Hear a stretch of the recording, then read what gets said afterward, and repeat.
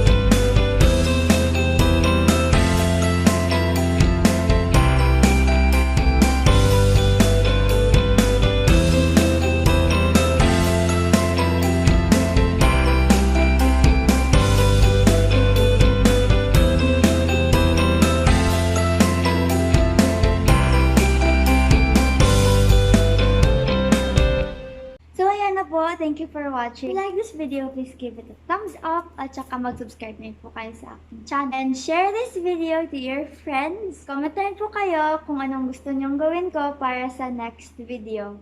See you guys next time.